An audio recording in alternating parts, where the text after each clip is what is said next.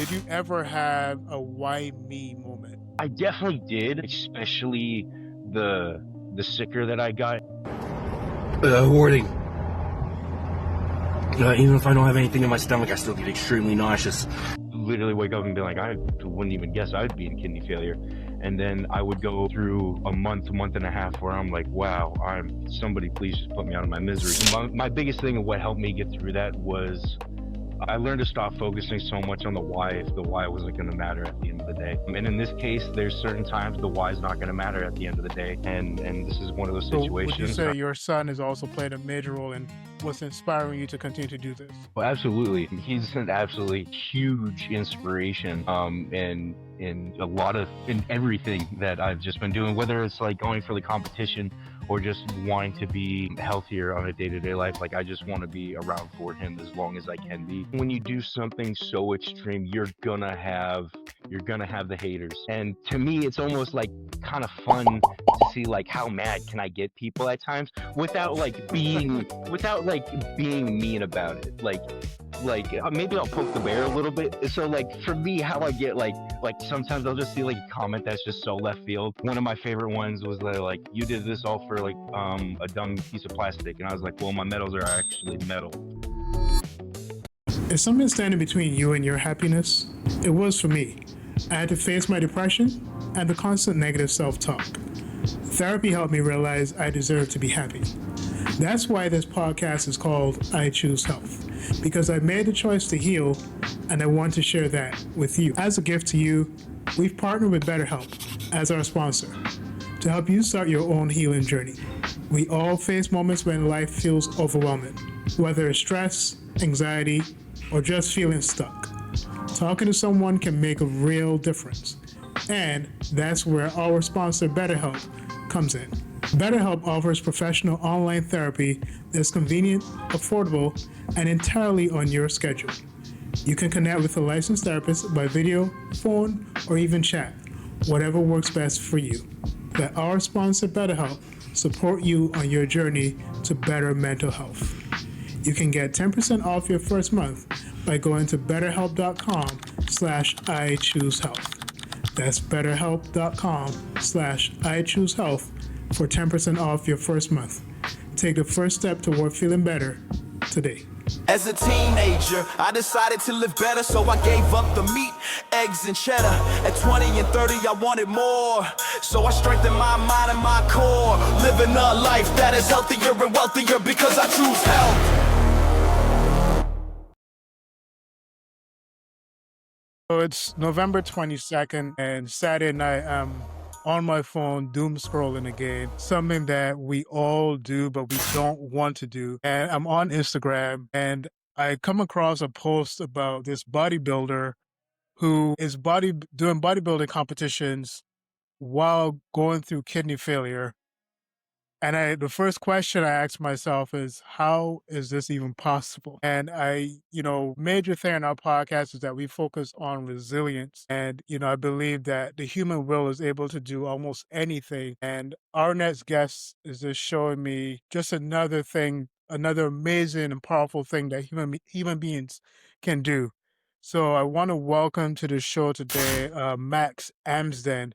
His story was just really, really inspiring to me.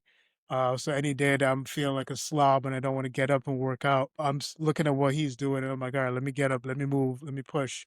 So Max Amsden, welcome to the I Choose Health and IG Fitness. There you go. Hey, sorry, let me just say thank you guys. Thank you. I appreciate it. Again, yeah. Thank you for having me on. It's an absolute pleasure. Pleasure, Max. Thank you so much, brother. Yeah. So Max, give us a background because one, I haven't known many people in my life who I've known to have kidney failure. So if you don't mind, maybe just walking us through your first day of having to deal with this reality, right? And maybe what the doctors may have said was the pathology of this all. So just give us a breakdown of that. Just take us back to that day when this is all real to you and all new to you, and you're having to figure this out. So to give you a little bit additional backstory, I do have family history of this. My mom is on her second kidney transplant, so I grew up seeing what kidney failure can look like firsthand. And with the chances of it being, or with the chances of it coming down to each individual kid, there was about a 1 in 4 chance. And about the time it came that we were going to start showing some sort of signs and symptoms, it was just my luck of the draw that I was the one out of all the siblings that ended up showing some signs and symptoms. And the biggest thing that came first was I was in the military, and the military doctors don't ever like call you unless there's something that they want to investigate. So I had gotten a phone call from my medical doctor saying, "Hey, there's just some interesting things going on with your kidneys. We'd like to take a closer look." And from there, I didn't get officially diagnosed until many, many years later. But I knew from that moment that I was going to have a lot rougher battle going further, and knew that I was eventually going to be going into kidney failure. And so as time progressed, I kept a close eye on it and made all of, I felt like, the appropriate arrangements in life to, which essentially ended me up where I am today, which I'm very thankful for my situation given everything. But so I've had quite a bit of time to cope with it. For about 10 years now, I've kind of known about this, but the dialysis itself is new, and I've only been doing this for about the last, I started this back in April, so about 8 months now, 7, 8 months. So that has been the newest journey in this whole thing, and that has been, it's definitely had its good and its bad days for the given situation. But again, I'm blessed for what it's allowed me to achieve, and where I've been able to do what I've been able to do with it. So Yeah. Baz, I wonder because as you were telling me this backstory with your mom and siblings, did you ever have a why me moment? Like, is that something that ever went through your head? I definitely did, especially the the sicker that I got, and I kind of, and what my final decision of going into dialysis was, I would go through like these waves of symptoms. Essentially, I'd go through long periods, like months, of just being completely fine, like having no sort of, like, I would literally wake up and be like, I wouldn't even guess I'd be in kidney failure. And then I would go through a month and a half where I'm like, wow, I'm somebody please just put me out of my misery sort of deal. And my last big wave of symptoms came both like physically and emotionally, just really toppling down on me, because I was going through a divorce at the time, and then I was having to deal with my final decision of my living donor wasn't going to be prepped in time for me to skip dialysis. So I was having to come to the realization of going on to dialysis, and also what type of dialysis I needed, that was going to allow me to live the best possible life I wanted to live from my day to day. So I definitely had a big, like, why me in all of this. And my biggest thing and what helped me get through that was, um, I I learned to stop focusing so much on the why if the why wasn't going to matter at the end of the day. And in this case, there's certain times the why is not going to matter at the end of the day. And this is one of those situations, and I've learned to put my energy towards other things, and it's allowed me to do the things that you guys have seen me to do. So, but do not get me wrong. I've definitely had my why me moment, and and every now and then I still will, but it's a lot more manageable than when I initially had my first big crashing down reaction of a why me. Max, sorry. Max, when you prepare for such a competition or anything, is there some secret, some sort of next level that you've come across? Because the amount of grit and the amount of discipline and strength of will that anyone has to compete in such a competition, let alone to do it with such conditions as yourself, you have surely crossed over through a threshold of some next level. I don't even know what the like will chutzpah, as they say. It's like, is there anything you could share with us?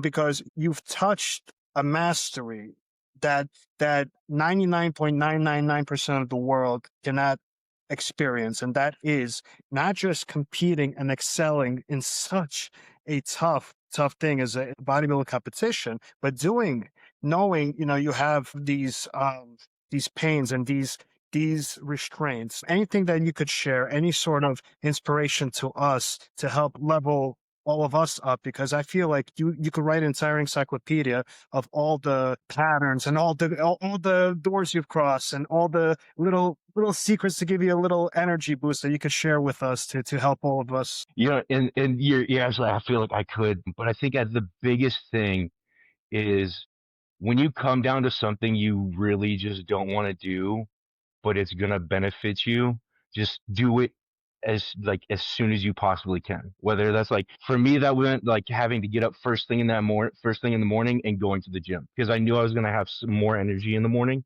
so I had to utilize the energy that I had. But after about 12 p.m., 99% of the time I'm taking a nap during the day. Like but it's even the things around the house. It's like I'm too tired. Like I just woke up from a nap and I'm too tired to meal prep. Well, I don't want to do it. I'd rather go and get something to eat, and that's going to be a lot easier. But in the long run, that small, taken away from that instant gratification of going and getting that fast food for that long term end result and having that delayed satisfaction felt so much better. So it was really just doing the hard thing right away, and then on top of it, there was days that just kicked my butt, and on those days I would give myself the slack I needed to not be hard on myself, being like, hey, you know what, at least we got to the gym and we got a couple sets in.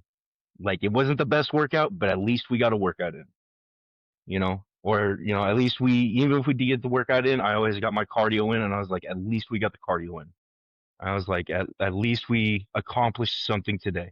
So that was my big thing, was just trying to accomplish something that day that helped push me to that goal. And there was days it would I was exhausted, and I would have to give myself a little bit of slack, and knowing I could have pushed myself harder on my better days, but like there was just days that I just didn't have it in me, but it was still the fact I attempted and I did some progression. One of the things I wonder, because I was going through your Instagram and I saw you talking about the different supplements that you take and the different weather enhancement stuff that you take. And I know a lot of it was in response to some people's thoughts or questions. And I wonder, do you ever get the stupidity of the internet, people saying you're on this, you're on that? How often do you deal with that? I do see one of the ways that you respond to it through the production of reels, but is there any other way that you deal with it, whether that's shutting that stuff out or just responding to a few? Like, how do you deal with that? So I understand, like, especially when you do something so extreme, you're gonna have the haters. And to me it's almost like kind of fun to see like how mad can I get people at times without being mean about it. Maybe I'll poke the bear a little bit. So like for me, how I get like sometimes I'll just see like a comment that's just so left field. And so like one of my favorite ones was like, you did this all for like a dumb piece of plastic, and I was like, well, my metals are actually metal, so so I reply with things like that. Like it's Yeah. I know that there's gonna, like, I can't please everybody, but the amount of people who've sent me message after message, comment after comment, just of how inspirational I've been, have that alone has made it well worth it. So all the hate that I get, it's nothing compared to the thousands of people that I've influenced. Are there people who also think that your condition was caused either through the use of steroids or through, like, for I know some people are like, well, he's a bodybuilder, he's probably using steroids, probably what damaged his kidneys anyway. Do you get some of those responses as well? That's probably one of my biggest accusations on why I'm in kidney failure is they don't automatically assume that I have a genetic, that this is something that just was unfortunately the luck of the draw the hand sort of thing. And a lot of people have assumed that it is from the use of steroids, which it is not in this case. It's just a genetic autoimmune disease that I got, that even if so I will admit, so I do take TRT, and being closely monitoring that has not affected my kidney health whatsoever either.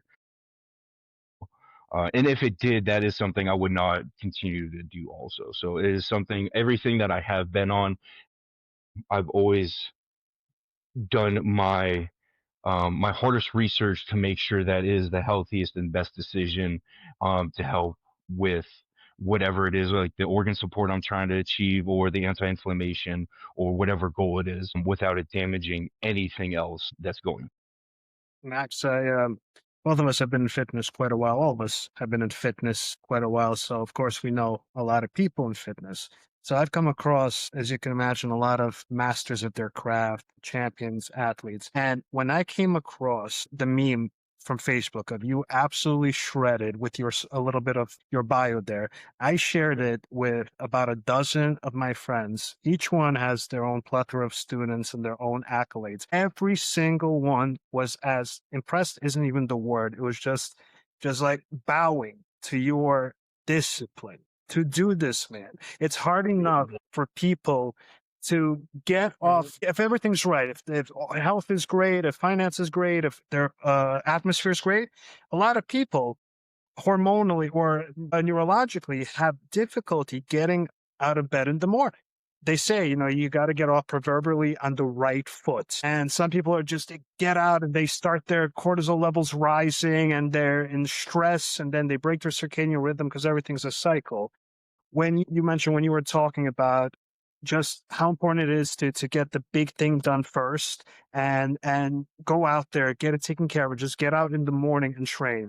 What are some thoughts when you're there first thing when the dawn is coming up, when the sun's coming up? What are a few things? Because I really want to pick that amazing brain, amazing experience of yours to just help motivate the status quo. So is there like maybe some quotes, some mantra, some inner dialogue that's going in when Max is about to go and have his kick-ass day and compete in his kick-ass competitions? The first thing that comes to mind because every week I'd see how much I'd change.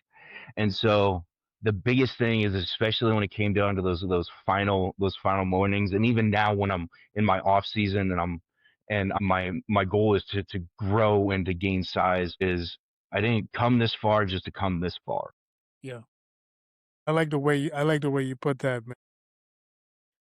I think one of the other things that I wonder, because as Dre was correctly saying, was just how certain things in life can really throw you out of whack.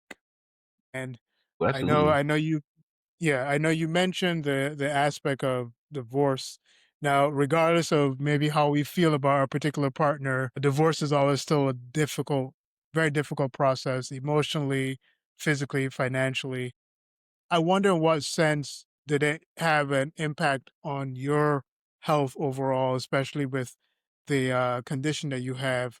And then also, if it's okay, obviously, it's totally up to you if you want to answer this or not. But was there in any way in which your condition influenced the decision of both of you to split? I don't know if you can share on that at all. Um, so I have no problem answering. It's gonna be the first time like I think I've actually mentioned Yeah. this to anybody really. So this is but I do think there is been some influence in my condition on the divorce. I've absolutely nothing bad to say about my ex whatsoever. There was just things that led up to us separating. And it wasn't like there was no cheating or anything like that. It was just we grew apart in the end. But I think a big part of that was, I don't know if there was a point in my life, especially towards the end, that I felt like part of us having to stay together or part of us being together was because of the support I might have needed from her.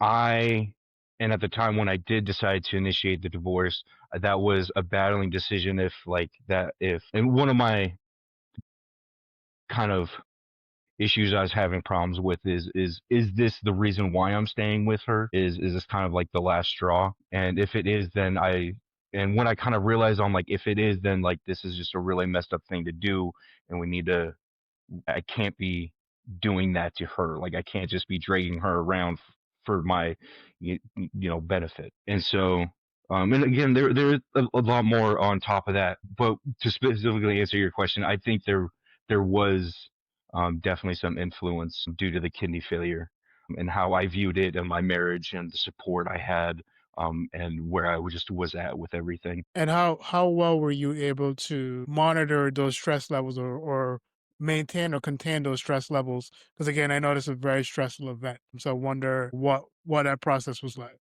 I think a lot of it is luckily I turned a lot of it to the gym and used the time and dedication I did have to really trying to control the things I could control, which was when I could go to the gym, the reps, the sets, the food I could eat and all that stuff like that. So then because not shortly after we initiated the divorce, there was a couple of months where I had kind of gotten sick and then went on dialysis, and I had an adjustment period with the dialysis, and then I essentially started prep um, dialysis in April, prep in June, July.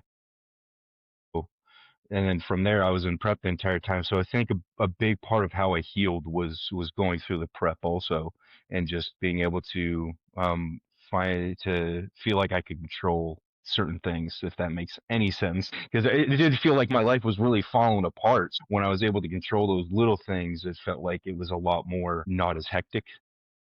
Because again, like I was just getting told like, hey, you do have to go on dialysis. So now you're on dialysis. You're no longer, with the person you've been with for the last 7, 8 years. You're doing 50-50 custody with your son. You're where you were working 40 hours of work, and now you're barely working at all because you're struggling to keep up. So there was a lot of changes that happened in this last year that I definitely think the gym and the competition prep in itself helped get me through a lot of that. And Max, I want to say I want to thank you for being vulnerable, just sharing what you did just now. So I'm definitely thankful for that. And, you know, for me, and I think for most men, most adults with kids, the major motivations is our little ones. And to what extent, with everything you're going through, with everything you're accomplishing right now, how much of it is that your son is influencing and kind of spurring on that drive to continue to do this? Because what you're doing is amazing. Like as Dre just said, it's difficult for a regular person who with no issues, no health issues to do.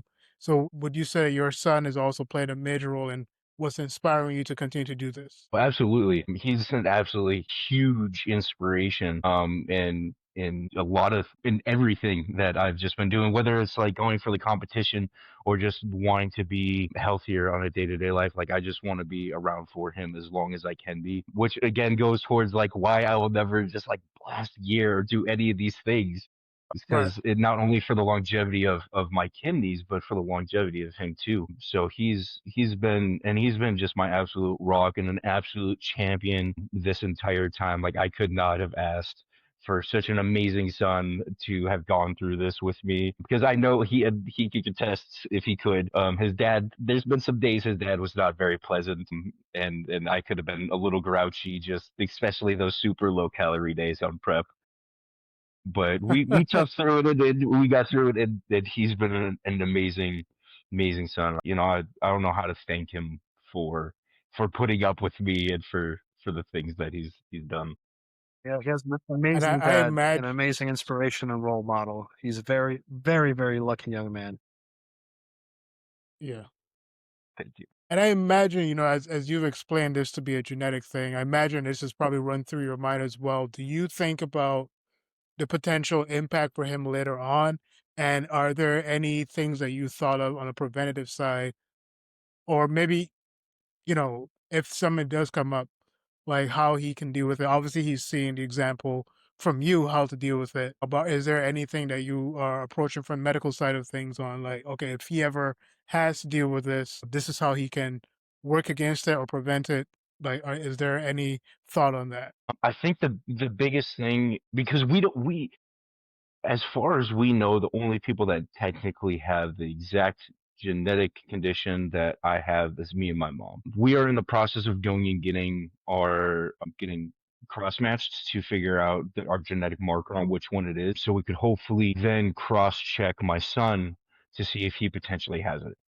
Even if he Okay. does, he's 4 years old. I let him be a 4-year-old. I let him, Like I haven't I try and maintain as healthy of a diet as I can that a picky 4-year-old will allow, But there's again, he's 4 years old. I let him have candy every now and then. He still has ice cream and all the things. So even if I did know it, I wouldn't affect him until much, much later on. And so I'm just allowing him to be a kid and live his life. And when we come up with those, if we come up with anything, we'll deal with it together and and I hope he can learn and know that I will be there for him, at any point in his life, with whatever he's going through, whether it's going to be with, if he has kidney failure or the same kidney failure I do, or something completely different and unrelated. But, if he's able to come for me, then I just know that I've done my job as a dad.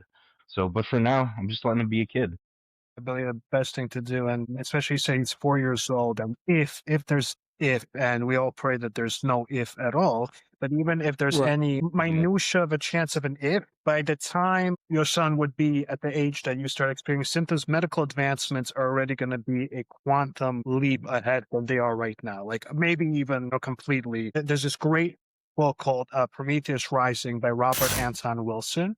Highly recommend. It's written years ago, I believe 40, 50 years ago, and it talks about the exponential upgrading of society, in particular medical and medical technology. Like if you look at the last 20 years, how much advancements there was compared to 50, compared to 100 years.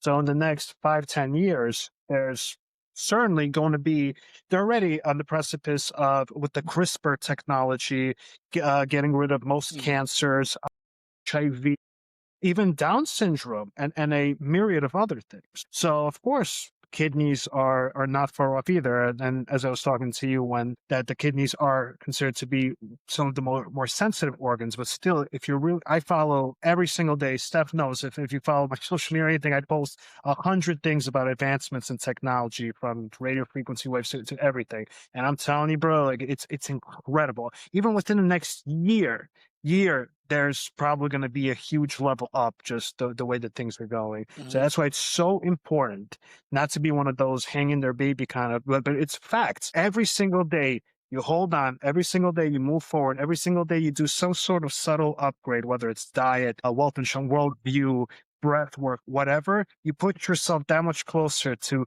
positioning yourself into that now, where that medical advancement isn't just a hypothesis, it's an actual reality in the matrix, in the world. Well, and I truly feel, with all the research I've been doing, the next 2-3 years, man, it's going to be, hopefully we'll all be here having this follow-up conversation and talking about how everyone feels amazing, with everything that has flourished in that time. But as mentioned, 4 years old, be a kid, enjoy, Yep. build your endocrine system, Yeah. build your immune system. Fun creates oxytocin, Yeah. endorphins, dopamine, serotonin. That creates a strong immune system. That creates equilibrium within the organs, and that's the best thing that you're doing, brother. So really, kudos for everything. And he's father of the year too. It's his impressive. Yep. So here's the third thing I'm going to be gloating to all my fitness peeps. That's totally forgot. You're amazing. Yeah. Oh, man. So you spoke about meal prep, and I wonder about your process in terms of whether there's a special type of diet that's, because obviously monitoring everything from protein to carbs to fat, especially while also trying to maintain the health of your kidneys or maintain the health of your body while going through this situation. So is there a specific type of diet and process that you follow? And I know you're always in the gym, so I'm curious even to the extent of your training regimen and what that looks That's like. going to actually be my next question as well. So I feel like I've tried all the different types of diets to see what essentially slowed down the progression the most. And I found out of all the, even the most kidney friendly diets, or, the carnivore diets, or the completely like vegan diets, all those diets, like none of it really worked until I was just on just a solid standard diet of where I was eating about right now I'm eating 180 grams of protein, um 2 to 300 grams of carbs, kind of depending on my the what I have going on that day for workout.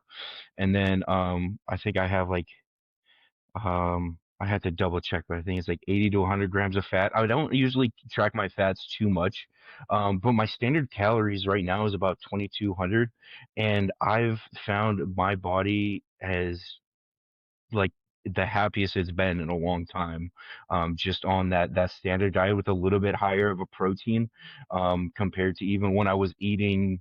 I think towards the end of my contest prep, I essentially went to a carnivore diet where I was eating about 250 grams of protein a day, and that was between like beef, protein powder, chicken, and turkey. And then I was having very, very little carbs, and if it was in like the fruit I was having post workout, which eventually that got cut in the end. So but as of right now, what I've been able to, that my body's really enjoying, and I've been able to put on weight post show and seeing my strength increase and my size fill out, and I haven't put on a bunch of fat, has been actually cutting back again that protein to about that 8.8 kilograms per pound, or 0.8 grams per pound, and then sticking with uh the 2 to 300 carb range. I'm making notes of this because, as mentioned, anyone that sees the meme of you, at your show is also going to want to take into consideration what the master is telling them. So the dropping the protein, that's interesting, but also it makes sense, because of all the accumulation, of all the transmogrification of what you're doing and what you're trying to look like. And I love what you said. I keep it standard, There's not such no X factor, no secret ingredient. Simplicity is bliss a lot of No, times. no, and the more I've been doing this, the more I've definitely realized that, slow consistency is gonna get you a lot further than trying to get that quick fix. And so, doing those, like I've done all the crash, like I've tried all the diets, I've tried all the crash diets. Even when I was trying to just like lose weight for myself, just doing different sorts of diets. Yeah, the one thing I found to work the best has been the current diet I'm on of that.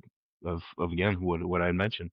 So, and my body is completely happy. My labs are I do lab work every month, and my doctors are extremely happy with that. We've been one of the things that I've continuously had in my doctors, one of the very few things my doctors were okay with me having consistently high was my BUN, which again is due to high protein intake. So, and again, once it got brought back a little bit, my numbers dropped a little bit, so they were even happier with that. But yeah, so right now even with, the standard, I kind of even days I don't necessarily follow the diet, I still keep within I'd like to still eat within 300 calories of my goal, just because I am trying to put on a little bit of weight at the moment. So, if I eat a little bit over, I'm not too mad. Compared to if I ate over when I was in prep, a little bit bigger of a deal. When you're Yeah. not in a competition or prepping for competition, do you ever do, or is it even practical to do a cleanses, like maybe like detoxes or juice cleanses, any of that stuff, or do you just keep this diet pretty much straight up throughout the year, even in the off seasons? Um, so I haven't done. This is gonna be like my first full true off season, of dieting. Most of the time, again, I haven't really competed or I haven't competed for the first time until a month ago, 2 months ago now, almost. And so leading up to that, I really never had like a structured diet because I'd do a diet for like 3, 4 months, and then I'd change it drastically, and then I'd do that for like 3, 4 months. Whether it was like I was trying to like gain or cut, but for this one, talking with the coach that I do have now, my diet sounds like it's going to stay roughly the same, and we would just slowly increase as my body needs the calories to increase. So it doesn't sound like right now my diet's going to be changing relatively soon by any means. And if it is, it just might be switching out the type of protein, but no drastic cutting all the carbs again or anything like that. There's a wise Yeah, I proverb: think if it ain't broke, don't fix it. So obviously it's working for you. So I think that it makes sense to me because I've always heard of the overuse of protein, like consistent overuse of protein, having a negative impact on the kidneys. So I could see where that makes sense to maybe scale the protein intake back a little bit. Obviously to a point where it's still good for you for muscle production and maintaining that pump. So that makes sense to me. So it's really interesting that you did that. And I wonder to what extent, because I know when people are dealing with certain conditions, they probably start to study, the science behind it, probably more than anyone does. So has your condition made you more committed to understanding your condition way more? And are you scientifically looking at the data and looking at the research behind your condition and maybe how to deal with it in the coming years? I like to say like one of the things that I do is like when I decide like I want to like switch diets or maybe even so much as like switch like I'll even do this for like my multivitamins. Like I feel like I tell myself or I kind of make a joke about it that I get an associate level amount of research before I do the switch. Whether it's like, I want to switch into a keto diet, I feel like by the time I actually switch into a keto diet, I have like an associate level like degrees worth before I'm actually going and doing it. And so especially just with how much I've also tried to grow and figure out what works with me for me. I feel like I've done quite a bit of research, and that's been another thing is learning what works for me. And there's even times where I'll revert back to old things too. But yes, as far as I try and do all the research I can, whether it's being put on a new medication or going onto a new diet, or even maybe the benefits of switching different exercises for certain exercises. So I try and look at it very scientifically when I do make switches, just because like I don't want it to ruin the progress I've made. I've only wanted to help. Max, what are your thoughts on creatine? I've taken creatine. If I I don't have a problem with it. As I progressed, I was told, hey, you need to get off of creatine. Creatine turns into creatinine and it drastically blows up your numbers. And I was like, okay, that's fine. So like, the further along I went, the more I stopped getting off of it. But in previous years when I was taking it, I did really enjoy it. And I noticed, especially after I'd been on it for a while, I could tell a different fullness and size, even if I hadn't really changed my diet. But I could tell I was definitely I had liked using creatine when I was on it. Believe it or not, in my 20 plus years of industry, I've never taken it, creatine, but I've heard a lot of very good things. I've heard one horror story, but I don't know how accurate that was. But what's interesting now is that there's a lot of medical advancements coming from creatine saying it's not just for the pump or for muscles. It's actually really good for the brain, for the endocrine system, and for a cornucopia of other things. I myself, we're all idiosyncratic. The way that I train is a much more 80-year-old, man doing Tai Chi in the park kind of training. I believe in that kind of like slower tortoise. So even though I do like lifting heavy, I'm never going for that full power, like kind of like that's just my modus operandi. But coaching and with friends and everything, I've heard such amazing things. But of course, one of the caveats of creatine that they say is kidney function, especially raises the numbers, as you said. When you don't believe that creatine, I mean, your case is genetic, but you believe creatine had no ill effect on you in terms of exacerbating anything, or you just had to get off of it just for the numbers' sake and doctor's orders, right? You know, even in the end when I was on creatine and I could really tell that my creatinine was high.